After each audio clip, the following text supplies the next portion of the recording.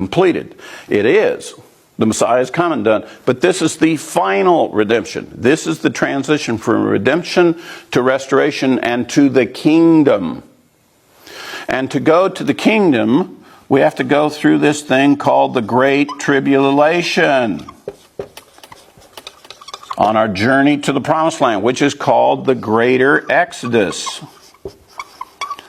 When does the Exodus begin? Well, historically from Egypt, it came after the Passover. When is the Greater Exodus going to take place? After this final redemption Passover. How do we know this Passover this year is specifically the final redemption Passover and it's not just the memorial of the ancient Egypt Exodus? How do we know this is the one? It's because Elijah shows up for the cup. We've been setting the cup for him. And when suddenly the report is Elijah is in the land, then we know this is the Passover that is for the final redemption and the beginning of the Greater Exodus. And we're going to be going through the Great Tribulation, ultimately the great and terrible day of the Lord. All right? So where do we find in the New Testament that it talks about Elijah showing up before the Lord in the Great Tribulation so we know about the final redemption?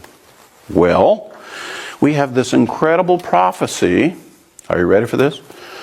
Of the two witnesses. Guess what the best assessment is that one of the two witnesses is? Elijah.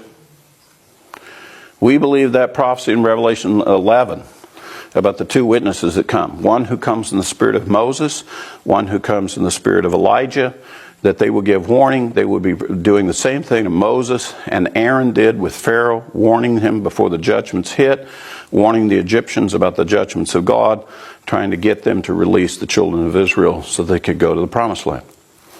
So we're going to have that prophecy being fulfilled, and we will know that he's in the world before that Passover because we see these two witnesses take their position at the Temple Mount in Jerusalem prior to the Passover in question.